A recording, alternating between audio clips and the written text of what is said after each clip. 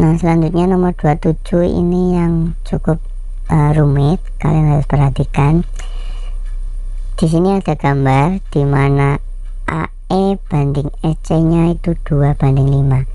AE itu yang ini, kemudian EC itu yang segini. Di sini ini 2 perbandingannya ya, bukan ukurannya. Kemudian di sini 5. Maka panjang EF itu yang sebelah sini itu berapa? Nah, seperti itu. Untuk menyelesaikan permasalahan ini, di sini coba pelan-pelan dulu. Nah, ini sudah saya gambarkan. Di sini yang pertama kita misalkan CG-nya adalah Y. Ini CG yang ini kita misalkan panjangnya Y.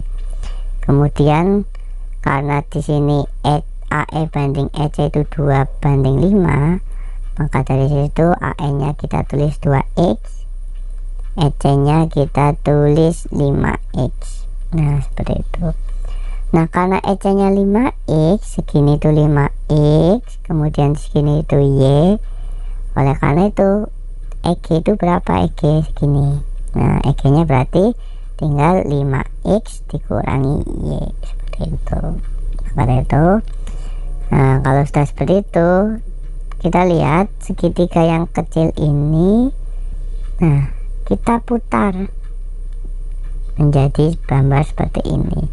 Oleh karena itu sininya 10, di sininya Y, ya gitu. Nah, kemudian kita lihat segitiga yang ini ABG. Di sini 2x, di sini 5x min Y. Ini sini sudah ada ya, kita cuma memindahkan. Nah, seperti itu. Nah, kalau sudah, kita lanjutkan. Ini adalah segitiga yang kongruen, yang sebangun ya, yang bangun. Nah, kemudian kita lihat lanjutkan di sini. Karena yang sudah ada pasangannya adalah 25 dan 10, otomatis 25/10 atau gampangannya bawah per bawah, yang besar sama yang kecil. Berarti setelah itu kita lihat, berarti yang ini AG per GC. AG-nya berapa? AG-nya berarti 2x plus 3x min 5y. Kemudian GC-nya berapa? Y. Nah, seperti itu. Kemudian tinggal ini 2x plus 5x itu adalah 7x, hasilnya di sini. Nah, setelah itu dikalikan silang, Y kali 5 itu adalah 5y. Kemudian 2 kali 7x min Y adalah 2 kali 7x itu 14x. 2 kali min Y adalah min 2y. Seperti itu. Kemudian tinggal dikelompokkan, Y nya dia negatif pindah ke kiri jadi positif. Jadi 5y tambah 2y adalah 7y, di kanan tinggal 14x. Kita sederhanakan dibagi 2, bagi 7 semuanya, jadinya y nya itu adalah 2x. Y nya 2x, y nya itu kan tadi CG, berarti CG nya adalah 2x, seperti itu. Nah, setelah kita dapatkan itu, kita tinggal mencari. Nih, sekarang kita lihatnya segitiga GEF itu yang mana? Itu yang kecil ini. Nah, dengan segitiga ABG itu yang besar. Nah, kita perhatikan di sini. Sama EF, karena EF yang ditanya itu dia alasnya yang kecil. Berarti EF per AB ya sama dengan yang miring EG per AG. Nah, seperti itu. EG nya itu adalah 5x min Y ini. Nah, kemudian yang di sini AG nya adalah 7x min Y. 7x min Y itu dari mana ini? Dijumlahkan semuanya. 2x tambah 5x min Y adalah 7x min Y. Nah, setelah itu tinggal kita tahu Y nya itu tadi kan hasilnya adalah 2x. Kita masukkan 5x kurangi 2x adalah 3x. 7x kurangi 2x adalah 5x. Nah, x nya bisa dicoret ya, x nya dicoret berarti tinggal 3/5. Kemudian ingat cari EF, berarti tinggal 25 kali 3 bagi 5, seperti itu. 25 kali 3 bagi 5, 25 sama 5 nya bisa dicoret jadi 5. Setelah itu 5 kali 3 sama dengan 15 cm. Nah, seperti itu. Oleh karena itu hasil EF nya adalah 15 cm. Ya, selanjutnya ada gambar segitiga seperti ini ya. Kemudian ditanyakan mereka itu kongruen dengan syarat apa. Nah, kalau seperti ini kita lihat sebenarnya di sini ada dua segitiga atau tiga atau banyak sebenarnya, cuma kita fokusnya ke segitiga ini dan segitiga yang ini. Nah, seperti itu.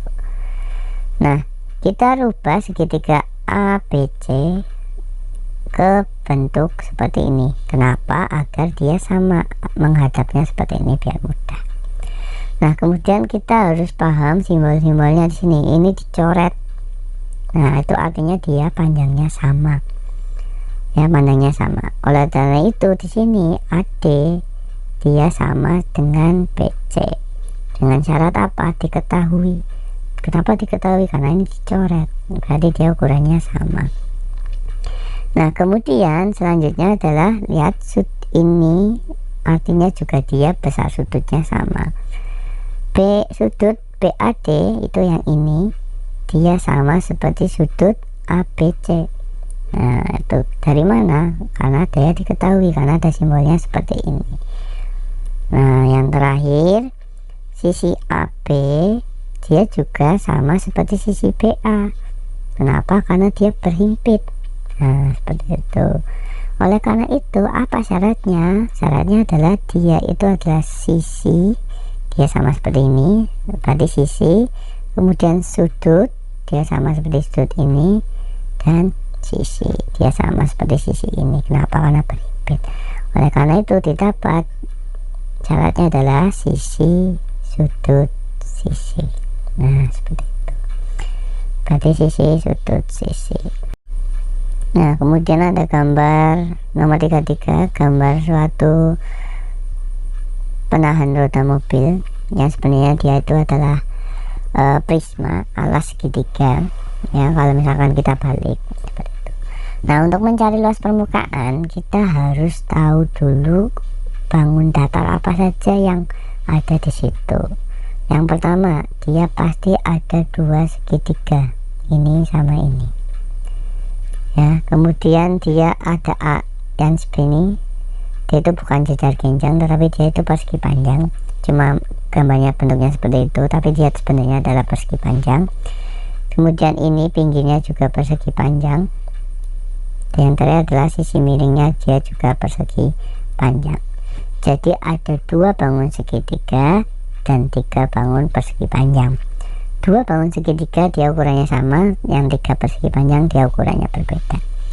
Kemudian kita lihat di segitiganya dulu. Saya ambil di sini 30 34, itu 34 dari sini, 30 dari sini, otomatis ini juga 34. Nah, dengan triple Pythagoras 30 34 itu bisa dibagi dua, hasilnya 15 dan 17. Kalian yang sudah hafal 15 17 pasti triple Pythagorasnya adalah 8. Karena tadi dibagi dua, kita kembalikan 8 kali 2 adalah 16. Oleh karena itu sisi yang sebelah sini dia 16. Nah, karena sisi di sini 16, otomatis di sini semuanya 16. Nah, seperti itu. Nah, kita cari luas segitiganya dulu. Luas segitiga adalah setengah kali alas kali tinggi. Didapat luas alasnya 30, tingginya 16. Oleh karena itu didapat luas segitiganya 240. 240 itu cuma satu segitiga, karena segitiganya ada dua, berarti tinggal dikalikan 2, berarti didapat adalah 480. Nah, kemudian kita lihat yang pinggir, gambar yang pinggir ini. Nah, karena di sini 16, berarti dia persegi panjang dengan ukuran 16 dan 40. Luasnya 40 kali 16, 640. Kemudian kita lihat alasnya. Nah, di sini dia 30, di sini kenapa 40? Karena dia sama semua, ini 40 40 semua. Berarti ukurannya adalah 30 dan 40. 30 kali 40 1200. Dan yang terakhir adalah sisi miringnya. Nah, seperti miringnya. Sisi miringnya di sini 34, di sini 40.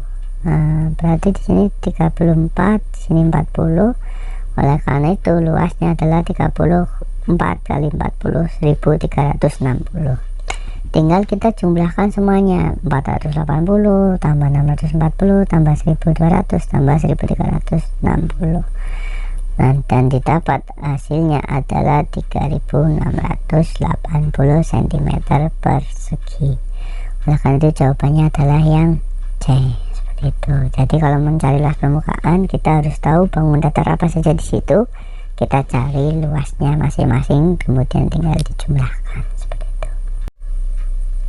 Atau sebenarnya nomor 33 juga bisa menggunakan cara ini yang sudah hafal rumusnya, bahwa nomor 33 itu sebenarnya gambarnya adalah tadi saya bilang prisma alas segitiga siku-siku. Nah kalau prisma untuk mencari luas permukaannya itu rumusnya adalah 2 kali luas alas ditambah keliling alas kali tinggi. Nah seperti itu. Untuk mencari ini 16 nya kita tadi sudah bahas, itu dari triple Pythagoras.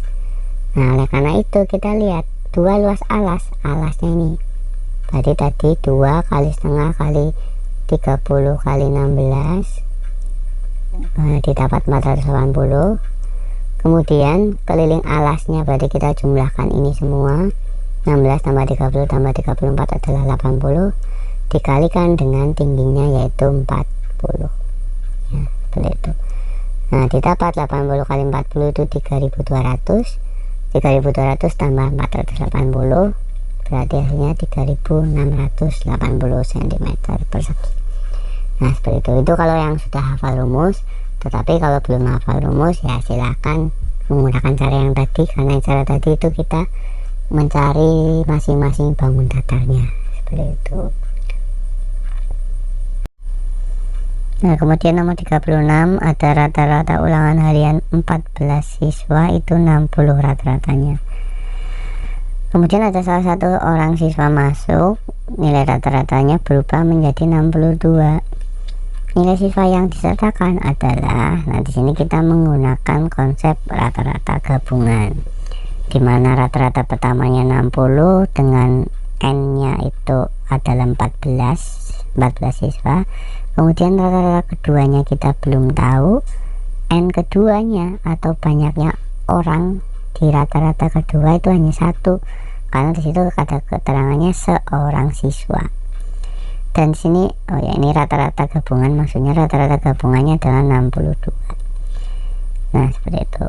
Kemudian kita masukkan ke rumus rata-rata gabungan, yaitu rata-rata gabungan adalah rata-rata pertama kali n1 ditambah rata-rata kedua kali banyaknya siswa kedua atau banyak data kedua per total data semuanya, atau n1 tambah n2. Rata-rata pertamanya itu 60 dikali 14 ya, kemudian x2 barnya rata-rata keduanya kita belum tahu, n2 nya kita sudah tahu karena yang masuk hanya 1 siswa. Kemudian sini 14 tambah 1, 14 siswa ditambah 1 siswa yang masuk, hasilnya 15. Nah kemudian 60 kali 14 itu hasilnya 840. Kemudian 15 dipindah sini, tadinya dia pembagian pindah jadi perkalian. 15 kali 62 adalah 930. 930 sama dengan 840 tambah x2 bar atau rata-rata kedua. 840 nya kita pindah ke ruas kiri, tadinya positif dia jadi negatif, oleh karena itu 930 kurangi 840 adalah 90. Nah seperti itu, didapat hasilnya adalah 90. Berarti jawabannya adalah yang B. Dan yang terakhir di sini nomor 37 ada diagram batang. Di situ diketahui rata-ratanya adalah 104. Di sini Februari sudah tahu, Maret sudah tahu, April sudah tahu, banyaknya Mei juga sudah tahu, yang belum tahu adalah Januari. Yang ditanya bulan Januari itu ada berapa buku. Nah kalau seperti ini kita menggunakan rumus rata-rata. Rata-rata berarti Januari tambah Februari tambah Maret sampai Mei dibagi banyaknya data, karena banyaknya data itu ada 5, yaitu Januari, Februari, Maret, April, Mei. Nah kita berarti dibaginya 5, Kita tahu rata-ratanya 104, kita tulis. Kemudian Januari yang ditanyakan kita menulisnya X. Februari jelas di sini 120. Nah, Maret yang susah di sini Maret, sebenarnya tidak susah. Kita lihat 30 ke 60 dia naik 30, 60 ke 90 naik 30, dan seterusnya dia selalu naik 30. Oleh karena itu, karena bulan Maret itu di tengah-tengahnya 120 dan 90, dan dia itu naiknya 30, otomatis setengahnya 30 adalah 15.